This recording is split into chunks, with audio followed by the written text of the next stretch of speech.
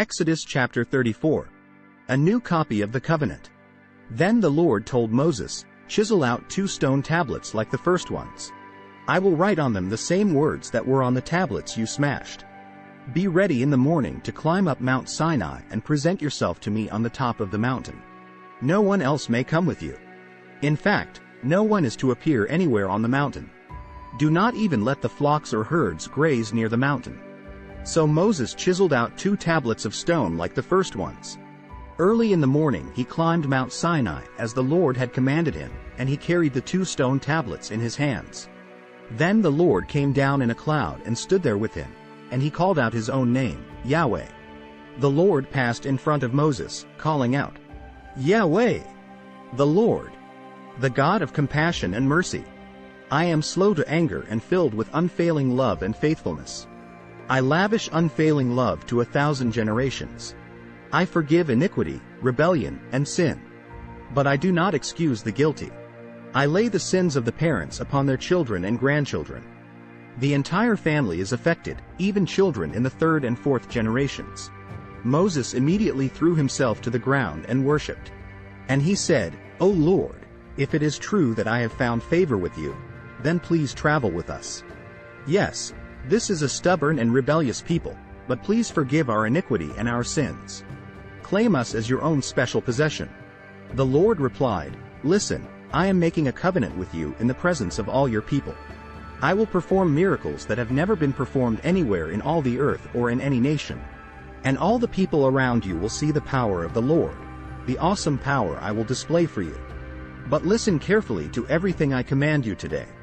Then I will go ahead of you and drive out the Amorites, Canaanites, Hittites, Perizzites, Hivites, and Jebusites. Be very careful never to make a treaty with the people who live in the land where you are going. If you do, you will follow their evil ways and be trapped.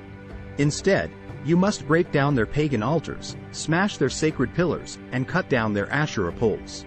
You must worship no other gods, for the Lord, whose very name is jealous, is a God who is jealous about his relationship with you. You must not make a treaty of any kind with the people living in the land. They lust after their gods, offering sacrifices to them. They will invite you to join them in their sacrificial meals, and you will go with them. Then you will accept their daughters, who sacrifice to other gods, as wives for your sons. And they will seduce your sons to commit adultery against me by worshiping other gods. You must not make any gods of molten metal for yourselves. You must celebrate the festival of unleavened bread. For 7 days the bread you eat must be made without yeast, just as I commanded you. Celebrate this festival annually at the appointed time in early spring, in the month of Abib, for that is the anniversary of your departure from Egypt. The firstborn of every animal belongs to me, including the firstborn males from your herds of cattle and your flocks of sheep and goats. A firstborn donkey may be bought back from the Lord by presenting a lamb or young goat in its place. But if you do not buy it back, you must break its neck. However, you must buy back every firstborn son. No one may appear before me without an offering. You have 6 days each week for your ordinary work, but on the 7th day you must stop working, even during the seasons of plowing and harvest. You must celebrate the festival of harvest with the first crop of the wheat harvest, and celebrate the festival of the final harvest at the end of the harvest season. 3 times each year every man in Israel must appear before the sovereign, the Lord, the God of Israel. I will drive out the other nations ahead of you and expand your territory, so no one will covet and conquer your land while you appear before the Lord your God 3 times each year. You must not offer the blood of my sacrificial offerings together with any baked goods containing yeast. And none of the meat of the Passover sacrifice may be kept over until the next morning. As you harvest your crops, bring the very best of the first harvest to the house of the Lord your God. You must not cook a young goat in its mother's milk. Then the Lord said to Moses, "Write down all these instructions, for they represent the terms of the covenant I am making with you and with Israel." Moses remained there on the mountain with the Lord 40 days and 40 nights. In all that time he ate no bread and drank no water. And the Lord wrote the terms of the covenant, the 10 commandments, on the stone tablets.